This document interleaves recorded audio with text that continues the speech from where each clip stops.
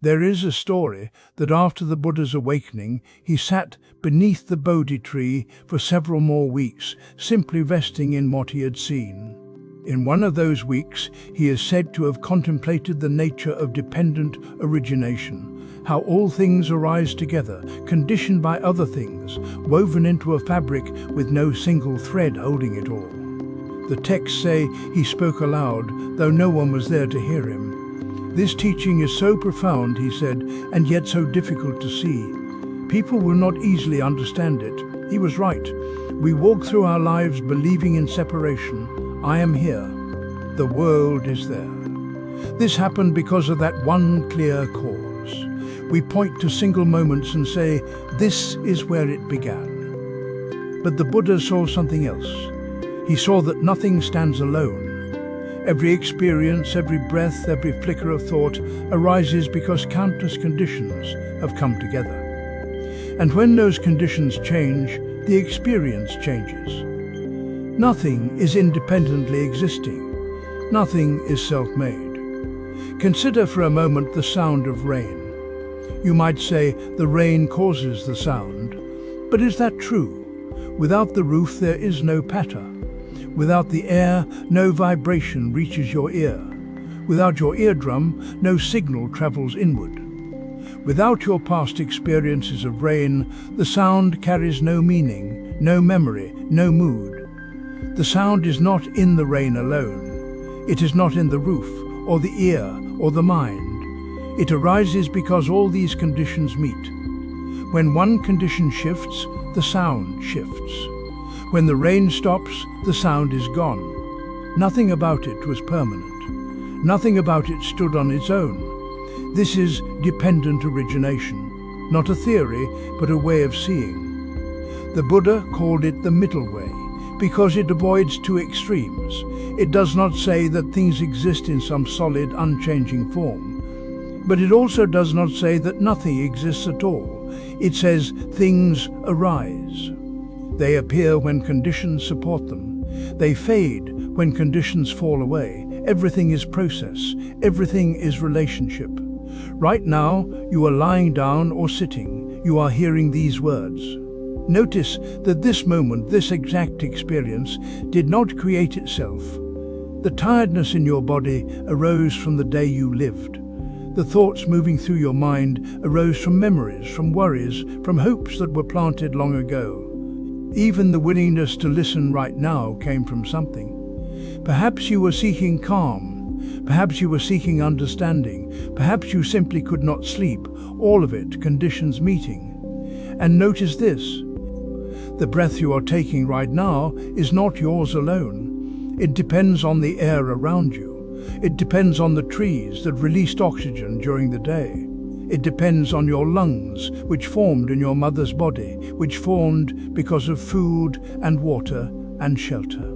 The breath depends on your choice to lie still, which depends on having a place to rest, which depends on 1,000 decisions and circumstances you did not choose. The breath arises. It does not belong to anyone. It is not independent. It is completely conditioned, and because of that, it is here. This is not a teaching meant to make you feel small. It is a teaching meant to help you see clearly. When we believe things exist on their own, we grasp at them. We think, if I can just get this one thing, I will be complete. If I can just remove this one problem, I will be free. But the Buddha saw that nothing works that way. Happiness does not come from a single condition. Suffering does not come from a single cause. Everything is woven together. To pull one thread is to feel the tension in all the others. So what do we do with this? We begin by softening our grip. We begin by noticing.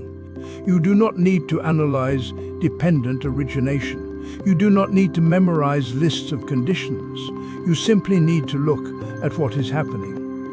When a feeling arises, can you sense what came before it?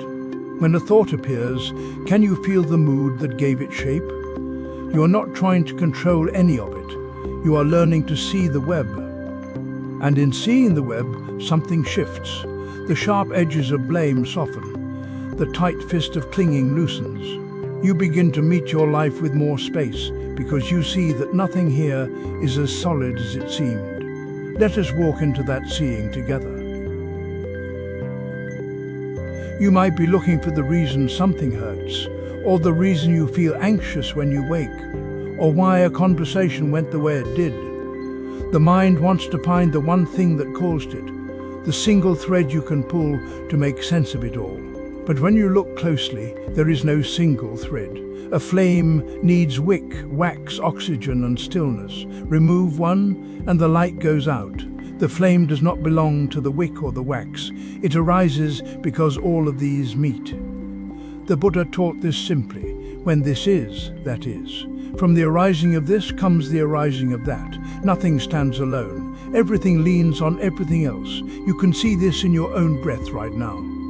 The breath is here because your lungs are open, because air is present, because your diaphragm moves, because your nervous system signals without you asking, because you are alive in this moment in a body that formed over years, shaped by food and rest and 1,000 small conditions you never chose. The breath does not create itself. It arrives when everything needed for it comes together. This is dependent origination, not as philosophy, but as something you can touch. When you feel irritation rise, you might think it came from one thing. Someone said something. Someone did not reply. But the irritation also needed your tiredness. It needed the thought you had 5 minutes earlier. It needed the tightness already living in your chest. It needed the memory of another time you felt unseen. All of these conditions met and irritation appeared, not because you are broken, not because the other person is wrong, because conditions aligned. The flame needs wick, wax, oxygen and stillness. If the air is too turbulent, the flame will flicker and fail. If the wax is spent, there is nothing left to burn. The flame does not blame the wax, it simply goes out. This is not cold, this is just how things are. You can notice one thing you are experiencing right now. It does not need to be large. Maybe it is the feeling of your shoulders. Maybe it is the sound of your own breathing. Maybe it is the faint hum of a thought circling back. Whatever it is, name 3 conditions that allow it to be here. Not causes, conditions. The things that had to meet for this experience to appear. If you feel tightness in your shoulders, you might notice the chair you are sitting in, the way you have been holding your neck, the thought you had earlier about something unfinished. If you hear your breath, you might notice the quiet around you, the fact that you are lying still. The choice you made to listen to these words instead of doing something else. If a thought is circling, you might notice the question it is trying to answer, the feeling underneath it, the space you are giving it by not pushing it away. None of these is the cause. All of them are conditions. When they meet, the experience arises. When one shifts, the experience changes. This is not about fixing anything. It is about seeing what is already true. You are not the single cause of your suffering. You are not the single cause of your peace. You are part of a web so vast and interconnected that no one thread holds it all. The flame flickers when the air moves. It steadies when the room is still. It does not control the air. It responds to what is present. You are the same. When you stop searching for the one reason, you start to see the whole field of conditions. Some you can shift, some you cannot, but all of them matter.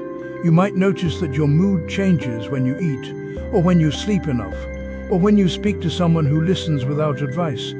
These are not small things, they are conditions, and they shape what arises in you. You might also notice that some conditions are out of reach.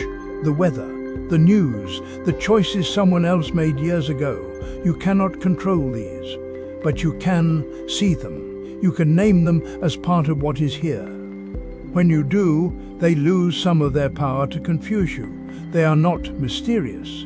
They are just conditions meeting. The Buddha did not say this to make you passive. He said it so you could see clearly. When you see that everything arises together, you stop blaming yourself for things that were never yours alone. You also stop waiting for one change to fix everything. You work with what is workable. You let go of what is not. Right now, the experience you are having is here because countless conditions have met your body. This moment, the decision to rest, the voice you are hearing, the silence between the words, all of it arising together, none of it standing alone. You felt anger this morning. Maybe it was sharp and quick, or maybe it sat low in your chest like a stone. Either way, it seemed to arrive complete, a thing with edges, a feeling that started when someone said those words or did that thing. But a wave is not separate from the ocean, the wind, the moon's pull, or the shape of the shore. It rises where all these forces meet. You see the wave and call it one thing, but it has no beginning you can point to. The water was already moving. The wind was already blowing. The shore was already there, shaping what could rise and what could not. The anger you felt this morning is like that wave. You noticed it when it crested, but it did not begin in that moment. It arose from conditions that were already present, already moving. We draw lines around experiences as if they have clear edges and starting points. We say the anger started when the words were spoken. We say the sadness began when the news arrived. But this is like saying the wave began when you looked at the ocean. In Zen, there is a teaching, the 10,000 things arise together. I watch them return to their source.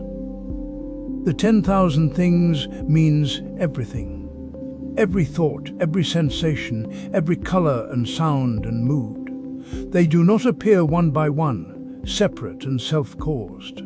They arise together, each one conditioned by others, each one part of a vast web of causes that has no clear starting point. When you trace an emotion back, you find it resting on other conditions. The anger this morning rested on tiredness, perhaps. You slept poorly. Your body was already tense before the conversation began, and the tiredness rested on something else. Maybe you stayed up late because you were anxious, and the anxiety rested on an email you received yesterday, or a memory that surfaced in the evening, or a pattern you have carried for years. You can choose one emotion you feel right now, or one you remember clearly. It does not need to be large or dramatic. Even a flicker of irritation will do. Once you have it, ask yourself what was already present before this feeling crested. Not what caused it in a single straight line, but what conditions were there, quietly feeding it. You might find 3, you might find more. A thought you had been carrying, a sensation in your body, a memory half noticed, a conversation from the day before, a habit of interpreting certain tones in certain ways. Each of these is not separate from the emotion. They are the wind, the water, the shore. The emotion is the wave that rose where they met. This is not about blame. It is not about deciding which condition was the real cause so you can fix it or avoid it next time. It is about seeing that nothing arises alone. The wave does not blame the wind. It simply rises and falls according to conditions. When you see this in your own experience, something softens. The emotion is still there, but it is not as solid. It is not a fixed thing that landed on you. It is a meeting of forces, and those forces are always changing. Impermanence is not just about things ending. It is about things never being separate or stable enough to begin. The wave is already dissolving as it rises. The anger is already shifting as you notice it. When you trace it back through 3 conditions, you see that it was never one thing. It was always a process, always dependent, always moving. You do not need to do this tracing as a formal practice, sitting still with eyes closed. You can do it in the moment or just after. When irritation arises, pause. Not to push it away, but to look at it. What was already here? What fed this? You might notice tension in your shoulders. You might notice a thought you have been repeating. You might notice hunger or a sense of being rushed or the memory of a similar moment years ago. Each condition you find is not separate from the wave. The wave is not separate from the ocean, the wind, the moon's pull, or the shape of the shore. When you see this clearly, the boundaries you drew around the emotion begin to dissolve. It is still present, but it is no longer a solid object. It is a movement within a larger movement. And you are not separate from it either. You are part of the conditions, your attention, your breath, your history, your body in this moment, all of it arising together. The 10,000 things return to their source, not because they go somewhere else, but because they were never separate to begin with. When something difficult lands in your chest or your throat, it can feel like it arrived all at once. A sharp word from someone you love, a wave of dread before opening your inbox, the sudden tightness when you remember what you said last week. It appears complete, as if it had no history, and so you meet it as a solid thing, something to push away or carry alone. But nothing arrives that way. A tree's fruit contains the seed, the rain, the soil, the sun, and all the seasons that came before. The sweetness or the bitterness did not begin when you picked it. It began long ago in conditions you never saw. This is what the Buddha pointed to when he spoke of dependent origination. He said, ignorance conditions formations, formations condition consciousness, and so the wheel turns. One thing leans into the next. What you feel now was shaped by what you thought a moment ago. What you thought was shaped by what you perceived. What you perceived was shaped by the contact between your senses and the world. And that contact was shaped by everything that came before it. You do not need to memorize the links. You only need to sense that they are there. When anger flares, it does not come from nowhere. It came from a thought. The thought came from an interpretation. The interpretation came from an expectation you did not know you were holding. The expectation came from something you learned years ago about how people should behave, or how you should be treated, or what it means to be safe. And that learning came from 100 small moments you have forgotten. The fruit contains all of this. The anger is the skin you see, but inside it are the rain and the seasons. Most of the time, you only see the surface. You see the feeling, and you think that is where it starts. So you try to manage the feeling directly. You tell yourself not to be angry. You breathe and wait for it to pass. And sometimes that works, but often it does not, because you are standing at the end of a long sequence, trying to change what has already formed. The teaching invites you to step earlier. Not all the way back to the beginning, but just one link before. When something difficult arises, pause and ask what came just before this. Not as an intellectual exercise, not to build a story or assign blame, just to see. You felt the tightness in your chest. What came just before? A thought. What was the thought? Maybe they don't care. And before that thought, what happened? You saw them look at their phone while you were speaking, and before you saw that, what were you carrying? Perhaps a quiet fear that you are too much, that your presence is a burden. You do not need to go further. You only need to touch one link. Because when you see that the feeling did not start with the feeling, something loosens. The solidity softens. The fruit is still there, but now you can sense the rain inside it. This is not about fixing anything. It is about seeing more truly. When you see that the anger was preceded by a thought, and the thought was preceded by an interpretation, you are no longer tangled in the anger alone. You are standing in a wider field, and in that field there is room to choose. You might notice the thought and see that it is not fact. You might notice the interpretation and recognize it as one way of seeing, not the only way. You might notice the expectation and feel how tightly you have been holding it. Any of these is enough. You have stepped earlier in the chain. You have touched the conditions. The Buddha did not teach this so you could analyze everything. He taught it so you could stop reacting to the surface. When you see that all things arise together, conditioned by what came before, you stop believing that your feelings are commands. You stop thinking that what appears in your mind is the whole truth. You begin to meet experience with a little more space, a little more curiosity. The practice is simple. When something difficult arises, pause. Feel it first. Do not rush past the feeling, but then gently ask, what came just before this? Let the question be soft. You are not interrogating yourself. You're just looking one step back. Maybe you will see a thought. Maybe you will see a sensation in your body. Maybe you will see a memory that brushed past you without announcing itself. Whatever you find, that is enough. You have touched one link in your own chain of arising, and that is where the wheel begins to slow. We speak of dependent origination as if it were a teaching we could hold. We say that all things arise together, that nothing stands alone, that each moment depends on what came before and shapes what follows. These words are accurate. They point towards something true. But the words themselves are not the arising. A recipe describes bread, but the rising dough knows nothing of words. The yeast meets warmth and moisture. The gluten strands stretch and fold. Air pockets form without consulting the instructions written on the page. The process unfolds because conditions meet, not because someone named them. When we learn about dependent origination, we often collect it as knowledge. We think we understand because we can explain how one thing leads to another. We trace the chain: ignorance conditions formations, formations condition consciousness, and so on through the 12 links. We feel satisfied when the explanation is complete. But this satisfaction comes from our mind's preference for order, not from touching the actual process of arising. The finger pointing at the moon is not the moon. We can study the finger.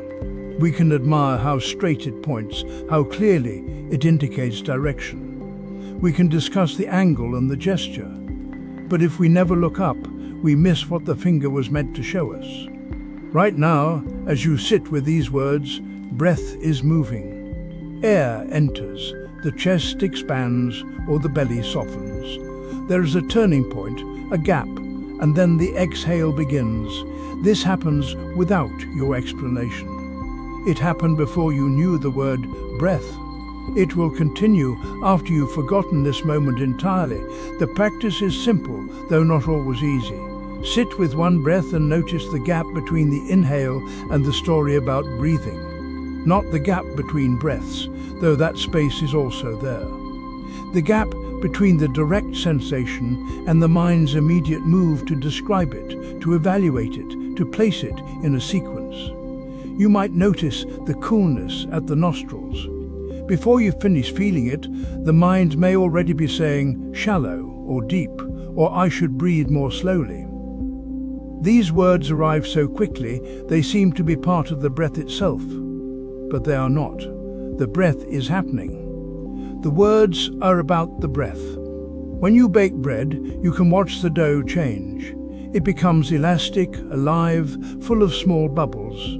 If you stop to read the recipe again at that moment, you step away from the dough itself.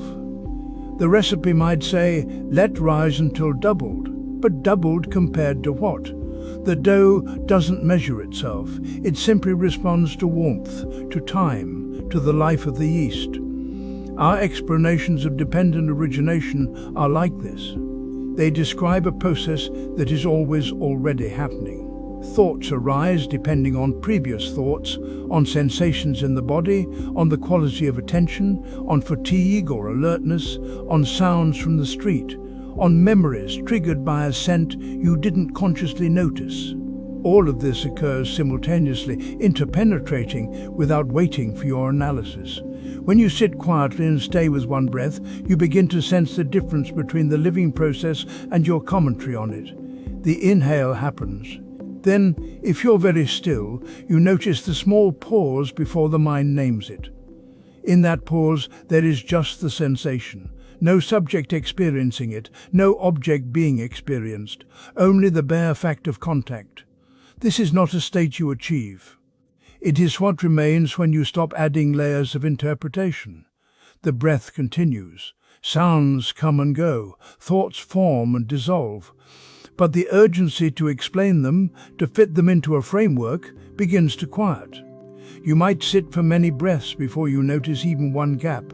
That's not a problem. The gap is always there. Your attention simply hasn't been trained to rest in it. Each time you return to the breath without needing to narrate it, you're practicing a kind of seeing that doesn't depend on concepts. The recipe is useful when you need to remember the steps.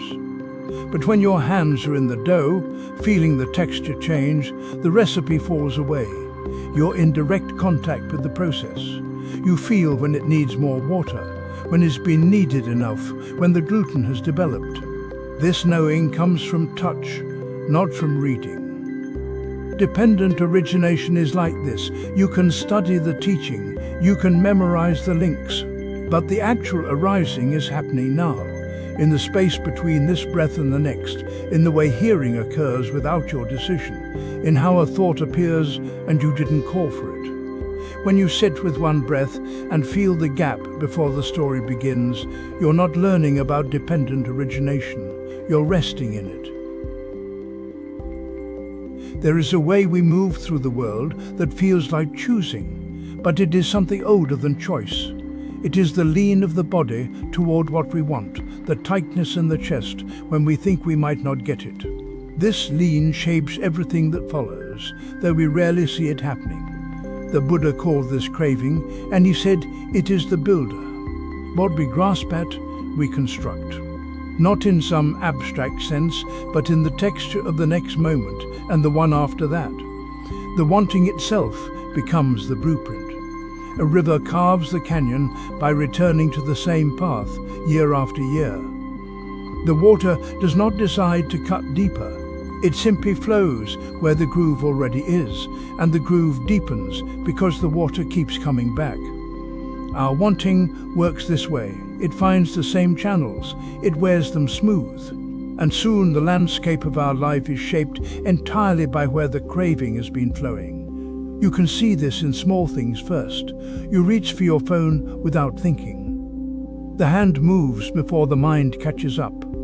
There is a pull, a little hook in the chest or the fingertips, and the body follows. Or you are talking with someone and you feel the urge to correct them, to make sure they see it your way. The words are already forming before you notice the tightness in your throat, the need to be right pressing forward. This is not wrong. It is not a failure. It is simply what craving does. It reaches, it leans. And in that leaning, it sets conditions for what comes next. Dependent origination is the teaching that nothing arises alone. Everything comes into being because of what came before it. Craving is one of the links in this chain, and it is a powerful one. When craving is present, clinging follows. When clinging is present, becoming follows.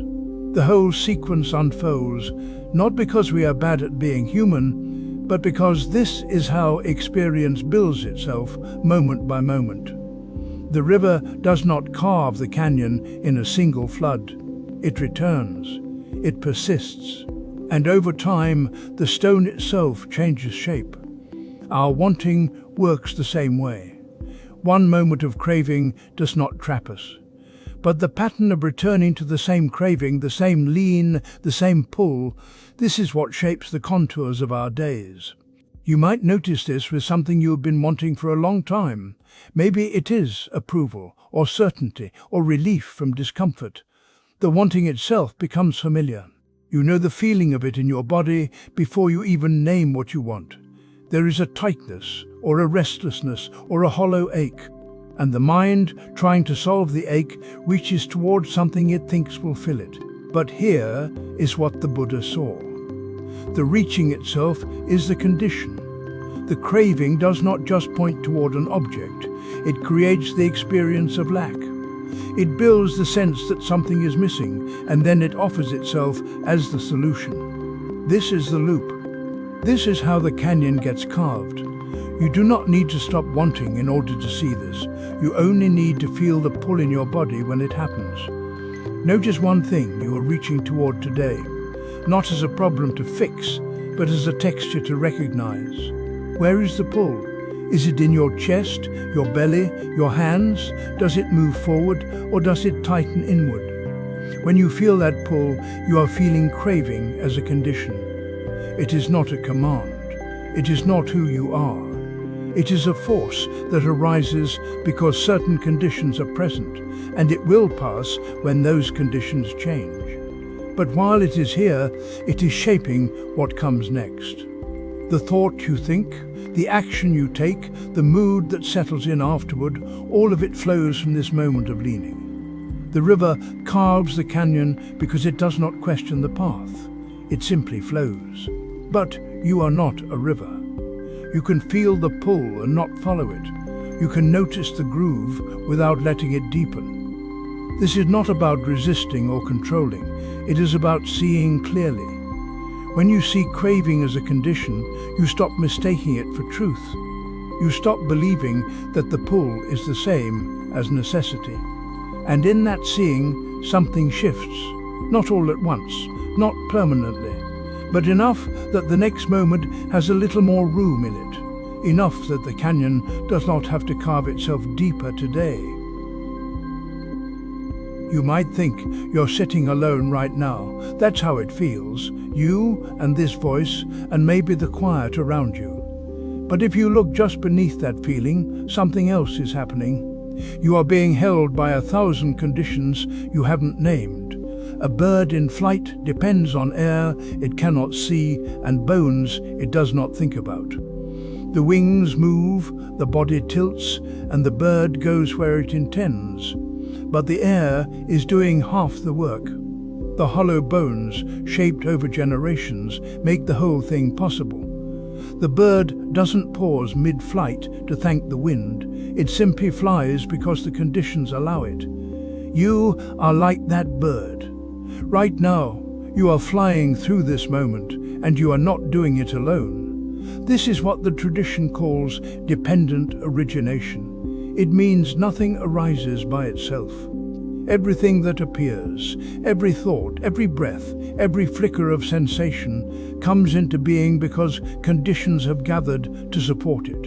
You are not a separate thing dropped into the world. You are woven into it, held up by it, reflecting it. In the Mahayana teachings, there's an image called the net of Indra. Picture an infinite net stretched across the cosmos.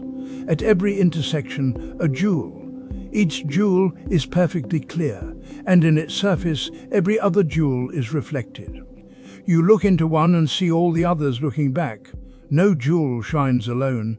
Each one depends on the light of the whole net. You are one of those jewels, and so is everything else. But we forget this. We overlook the conditions that support us because they feel invisible or ordinary. The ground beneath your feet doesn't announce itself. The temperature of the air doesn't ask for attention. Gravity doesn't send you reminders. These things are so steady, so quietly present, that they disappear from awareness. And when they disappear, you start to feel like you're holding yourself up, like you're doing this all on your own. That feeling is exhausting. And it's not true. Right now, you can name 3 conditions supporting you. You don't have to search for something profound. Just notice what's already here. The temperature of the room warm enough or cool enough that your body can rest without fighting. The chair beneath you, or the floor, or the bed, something solid meeting your weight so you don't have to hold yourself in the air like a bird in flight, depends on air. It cannot see. And gravity itself, pulling you gently toward the earth, giving you a direction, a sense of down and up, a way to orient. These aren't metaphors. These are the actual conditions holding you in this moment. You didn't create them. You didn't earn them. They're just here, doing their work whether you notice or not. When you name them, something shifts. The feeling of separation softens. You start to sense the net you're already part of. You see that you're not a single point trying to hold itself together. You're a meeting place, a gathering of conditions. Breath meeting air, skin meeting temperature, weight meeting ground. This isn't a comforting idea you're supposed to believe. It's something you can feel directly, if you let your attention settle. You don't have to think your way into it. Just notice the chair, notice the air, notice the pull of the earth beneath you. The practice isn't complicated. You're not trying to achieve a special state or unlock some hidden truth. You're just naming what's already supporting you. 3 conditions, right now. And then maybe 3 more. The light in the room, the stillness, or the sound. The fact that your lungs are breathing without you telling them to. Each condition you name is a jewel in the net, and each one reflects all the others. The air you're breathing was exhaled by trees you'll never see. The chair was shaped by hands you'll never meet. The ground beneath you is held by forces you can't picture. Nothing here is isolated. Nothing here is alone. When you start to feel this, not as an idea but as a lived texture, the chapter releases. You don't have to hold yourself up anymore. You can let the web hold you. You can rest in the fact that you are already woven in, already supported, already part of the infinite net. You are not separate. You never were. And the conditions that hold you are not asking for anything in return. They're just here, quietly doing what they do, the way air holds a bird without expecting thanks. We often think change must be total. That to shift our lives, we must redesign everything at once. The schedule, the habits, the relationships, the room we live in. We imagine a kind of grand renovation where nothing remains untouched. And so we wait. We wait for the right moment, the right energy, the right clarity to begin. Meanwhile, nothing moves. This belief comes from a misunderstanding of how things actually arise. We think of ourselves as fixed structures that need dismantling and rebuilding. But experience doesn't work that way. Nothing stands alone. Every moment arises from conditions, and every condition touches others. When you see this clearly, you notice something unexpected. One small shift ripples outward, the way a single stone dropped in still water sends ripples to every edge. The Buddha described this as dependent origination. It's not a philosophy to memorize, it's something you can observe directly. One thing leads to another. Your posture affects your breathing. Your breathing affects your mood.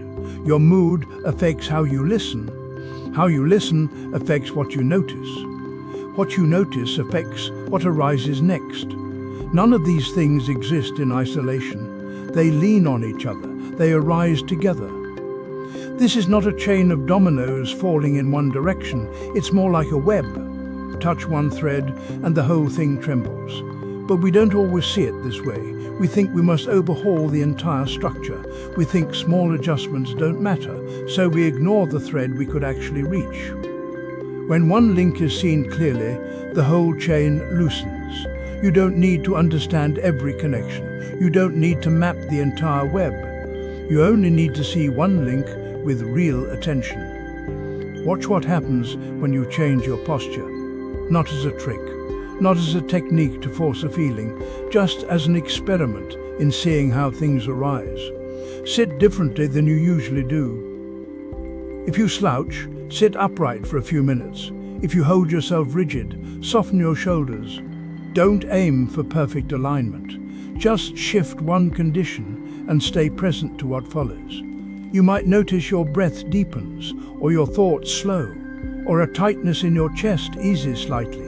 These aren't grand transformations. They're quiet adjustments, but they matter. The same principle applies to pace.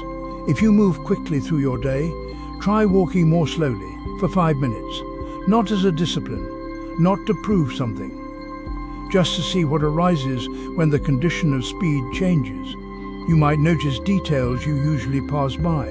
The texture of the floor, the temperature of the air, the way your body feels when it's not rushing. And with that noticing, something else shifts. Maybe impatience loosens. Maybe a thought you've been avoiding finally surfaces. Maybe nothing dramatic happens at all, but the quality of your attention changes. Or change the light in your room. Open a curtain. Turn off the overhead bulb and light a candle. dim the brightness on your screen. Light is a condition too. It affects what you see, how your eyes feel, the mood that settles in the space. A single stone dropped in still water sends ripples to every edge. You don't need to change the entire room. You change one thing and watch. This is not about control. You're not engineering a specific outcome. You're simply observing how conditions work. When you change one small thing with attention, you see that nothing is as fixed as it seemed. The whole chain loosens, not because you forced it, because you saw one link clearly. Most of us live as though we're stuck in a solid block. We think our patterns are permanent. Our moods feel inevitable. Our reactions seem hardwired. But when you look closely, you see that everything arises from conditions. And conditions can shift, not all at once, not through willpower, through seeing. This is a practice you can do today, right now. You don't need to wait for the perfect moment. You don't need to clear your schedule or rearrange your life. Just change one small condition. Your posture, your pace, the light around you. Then watch. Not with pressure, not with expectation, just with curiosity. What arises when this condition shifts, what ripples outward?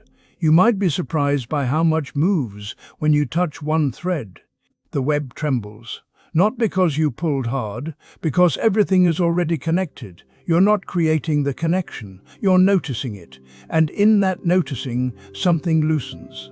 The belief that change must be total begins to dissolve. You see that small shifts matter, that one clear link is enough. You wake in the morning, and the thought arrives, I need to get up. It feels like you are thinking it.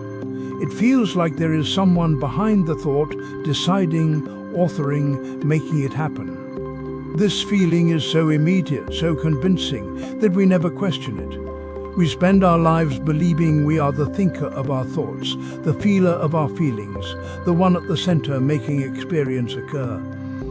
But look more carefully. Where is this thinker before the thought appears? A fire burns without a burner. There is no separate entity inside the flame deciding to ignite. There is only fuel, heat, and oxygen meeting in conditions that allow combustion.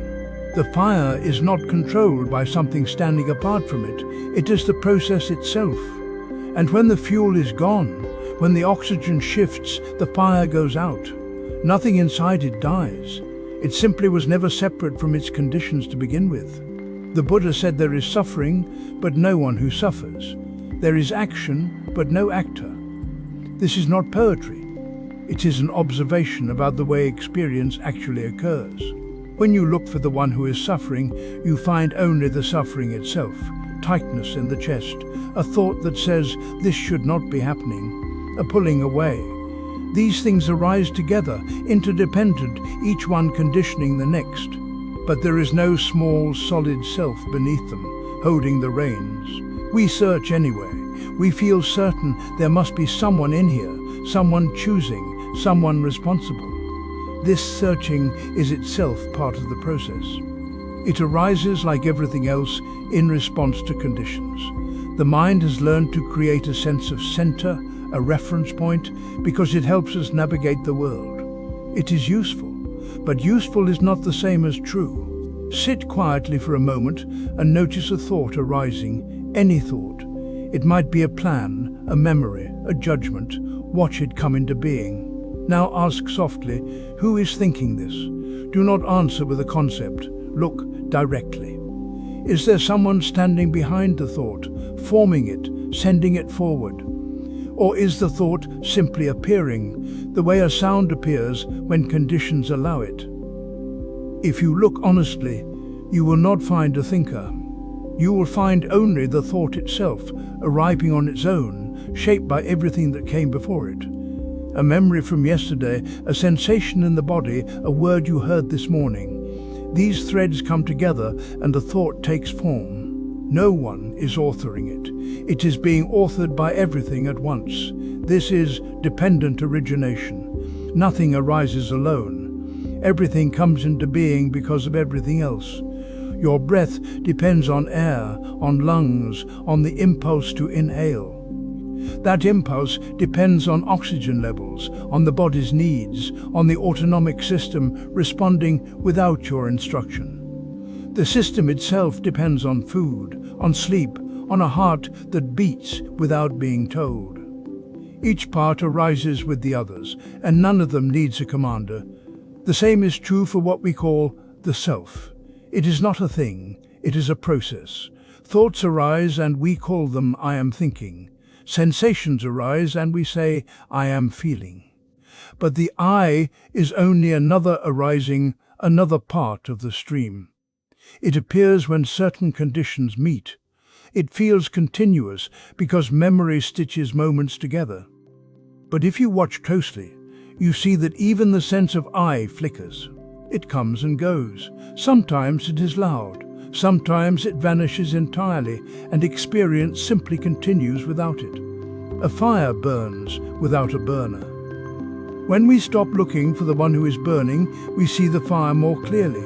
We see how it moves, how it responds, how it lives and dies according to causes we did not choose. This is not a loss. This is a kind of freedom. You do not need to become someone who has no self. You cannot. The sense of self will keep arising as long as conditions support it. But you can stop believing it is what you are. You can see it as one more appearance in the field of experience, no more solid than a thought, no more permanent than a breath. Notice the next time you feel certain you are deciding something, a choice about what to eat, what to say, whether to move or stay still. Feel the sense of agency, the feeling that you are the one making it happen. Then look, is there a decider separate from the decision? Or is the decision simply emerging, shaped by preference, habit, circumstance, and 1,000 causes you will never see? When you stop searching for the self at the center does not collapse. Experience continues, but it becomes lighter. There is no one who needs to hold it all together. There is only this: conditions meeting, experience arising, and the quiet truth that none of it needs an owner. There is a tension that runs through the body when you want something to happen faster than it does. You feel it in the shoulders, in the jaw, in the breath held just a moment too long. It is not always loud. Sometimes it is only a faint tightening, a small refusal of the way things are unfolding. We live as though we must manage the arrival of each moment, as though our effort is what makes the day turn, the heart beat, the thought dissolve. We grip the conditions of our lives and try to steer them into place. But a tree does not push the leaves to fall. It stands, and the season does its work. This is what the old teachers meant when they said that spring comes and the grass grows by itself. They were not speaking about passivity. They were pointing to something we have mostly forgotten, that life moves through patterns of cause and condition, and our task is not to force the flow, but to stop interfering with it. You have probably noticed this in small ways. You try to fall asleep, and sleep moves further away. You try to relax, and the body tightens. You try to stop thinking about something, and the thought returns with more weight. The effort itself becomes the obstacle. This is not a failure. It is simply what happens when we misunderstand our role. We believe we are the ones making things happen, and so we tense around each arising. But most of what occurs in a life is already in motion before we notice it. The breath breathes itself. The heart beats without instruction. Thoughts appear from conditions we did not choose. Sit still for a moment. Let 3 breaths come and go. Do not try to breathe well or breathe slowly. Just let the breath arrive as it does. Let whatever arises in the body or mind come without welcoming it or refusing it. Not because you are practicing acceptance, but because you are simply noticing what is already happening. In that stillness, you may feel the difference between allowing and forcing. Allowing is not the same as liking. It does not mean you approve of what arises. It means you stop adding a second layer of tension on top of the first. The thought comes, the sensation comes, and you do not rush to change it or hold it in place. A tree does not decide when autumn begins. It does not resist the cold or hurry the falling. The conditions shift and the leaves release. There is no struggle in this. The tree participates in the season, but it does not control it. You are like this too, though it does not always feel that way. You are woven into a fabric of conditions. Your body, your history, the weather, the words someone said yesterday, the quality of sleep you had last night. These conditions touch each other and give rise to what happens next. A feeling arises not because you summoned it, but because the conditions were present. A thought forms not because you willed it, but because something preceded it. This is dependent origination. Everything arises together, each thing leaning on the next. There is no isolated self standing outside the flow, pulling levers. There is only this, conditions, meeting, shifting, dissolving. When you see this clearly, even for a moment, the grip softens. You stop trying to freeze what you like and force away what you do not. You stop believing that your tension is what holds the world together. Sit again. Let 3 breaths come. Notice what arises in the space of those breaths. A sound, a sensation, a flicker of thought. Let it come as the leaves come in spring, without your permission, without your effort. Do not welcome it, do not refuse it. Just let it be what it is, arriving from the conditions that brought it here.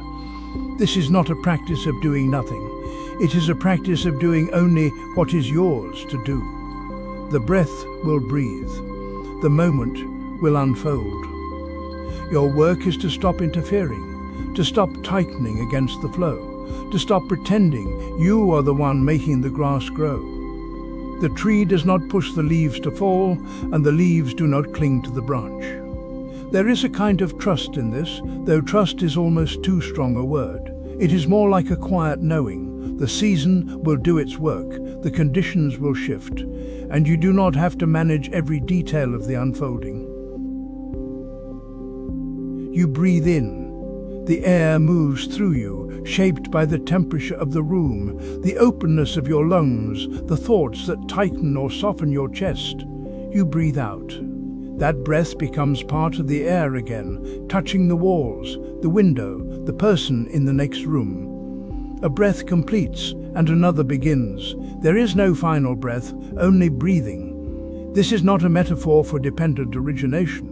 This is dependent origination itself, happening right now in your body. We often approach dependent origination as though it were a map to study, a diagram with 12 links arranged in a circle. We memorize the terms, we trace the arrows. We think that once we understand the chain, we will have arrived somewhere. But the teaching is not asking us to arrive. It is asking us to see what is already happening, continuously, without pause. Everything you experience arises together with conditions. Your mood this morning did not come from nowhere. It arose with the quality of your sleep, the light through the window, the first thought that met you as you woke, the memory that thought carried, the sensation in your body that memory stirred. None of these stood alone. Each one leaned into the others. They made each other possible. This is not a philosophical idea. It is what is happening when you feel irritation rise because someone spoke to you in a certain tone, and that tone reminded you of something years ago, and your body tightened before you even knew why. The irritation did not come from the tone alone. It came from the meeting of the tone, the memory, the tightness, the thought that followed, all of it arising together. The teaching says the path is walked step by step, and each step contains the whole journey. This is easy to misunderstand. We think it means every small effort counts toward a distant goal, but it means something quieter. It means that in this single moment of seeing how your anger arose, you are not preparing to understand dependent origination later, you are understanding it now. The seeing is not separate from what is seen. A breath completes and another begins. You do not finish breathing, and then move on to the next task. Breathing continues. In the same way, dependent origination does not happen once and then stop. It is the texture of every moment. You and the world are not two things meeting. You are arising together constantly. This is where compassion enters, not as a feeling we manufacture, but as a recognition. When you see that your anger arose from conditions, you stop holding it so tightly. When you see that the person in front of you is also arising from conditions shaped by their own history, their own pain, their own unmet needs, you stop needing them to be different. You see them the way you see weather, not as something to fix, but as something that is. Compassion is not a conclusion you reach after understanding dependent origination.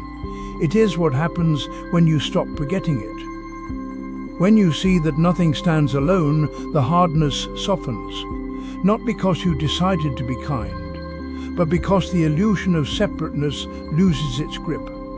But we do forget. We forget many times a day. We act as though we are independent agents moving through a neutral world, as though our feelings are ours alone, as though the people around us are fixed and solid. This forgetting is not a failure. It is simply what happens. The teaching does not ask you to never forget. It asks you to notice when you have forgotten and to see again. At the end of today, you might notice one way you and the world arose together. Maybe you felt calm because someone smiled at you in passing. Maybe you felt anxious because you read something that reminded you of an old fear. Maybe you felt tired because the light changed and your body responded before you thought about it. You do not need to analyze it. You do not need to trace every condition back to its source. You only need to notice that it happened together, that you were not separate from it. This noticing is not preparation for a deeper practice later. It is the practice. Each time you see it, you are walking the path, not toward understanding, but as understanding. The breath completes. Another begins. You do not arrive at breathing. You are breathing. The threads we'd been following don't need to be gathered up and tied. They remain open, moving, responsive to what comes next. This understanding of dependent origination isn't something you master and set aside. It's more like learning to see in low light. At first you strain, trying to make out shapes, then gradually your eyes adjust and you realize the seeing has been happening all along. When you notice how one thing leads to another, how your mood shifts with the weather, how a kind word from a stranger softens something in your chest, you're not discovering a theory. You're feeling the actual texture of your life. The way everything touches everything else. The way nothing stands completely alone. This changes how you meet difficulty. When frustration arises, you might notice the tightness in your jaw, the shallow breath, the thought that sparked it, the conditions that made that thought possible. You're not trying to fix yourself.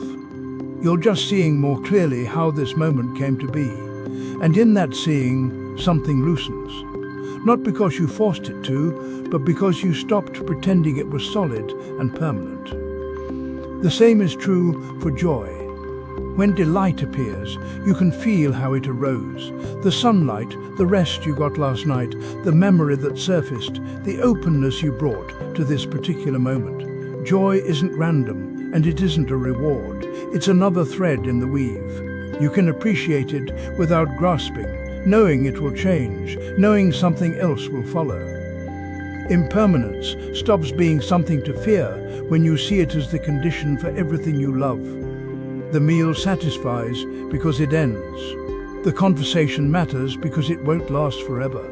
Your own breath is only sweet because it keeps moving in and out, never the same twice. This isn't loss. This is how life continues. You might return to these ideas many times.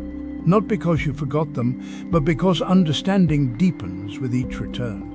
What made sense as a concept becomes something you feel in your body. What seemed abstract becomes the most ordinary truth you know. You see it in your garden, in your relationships, in the way your own mind moves from thought to thought. There's no final arrival, no moment when you can say you've understood dependent origination completely and now you're done. The path itself is made of dependent origination. Each step arises from the one before. Each insight creates conditions for the next. You keep walking, keep noticing, keep meeting what appears. This is gentle work. You don't have to be perfect at it. You don't have to see every connection, trace every thread. Just seeing one link clearly, feeling one moment of how this depends on that, is enough. It plants something, it shifts the ground slightly. Next time, you might see a little more. Between now and the next time you pause to practice, life will keep demonstrating these truths. You'll see how your impatience creates tension in others, how rest allows creativity, how a small kindness ripples outward in ways you'll never fully know. You don't have to look for these moments. They're already happening. You just have to be willing to notice. If you want to continue sitting with these teachings, there are other explorations waiting, other ways to meet this same truth from different angles. But there's no rush. What you've touched here will keep working in you, the way water works on stone, slowly, patiently, without force. For now, you can simply rest in what you've heard. Let it settle without trying to hold on to it. Let it become part of the conditions that shape your next breath, your next thought, your next encounter with the world. Everything that needed to be said has been offered. What remains is just this quiet, this stillness, this moment that contains everything and asks for nothing. You can stay here as long as you like. And when you're ready, you'll move into whatever comes next, carrying this understanding lightly, like a stone worn smooth by the river, warm in your pocket, always there when you reach for it.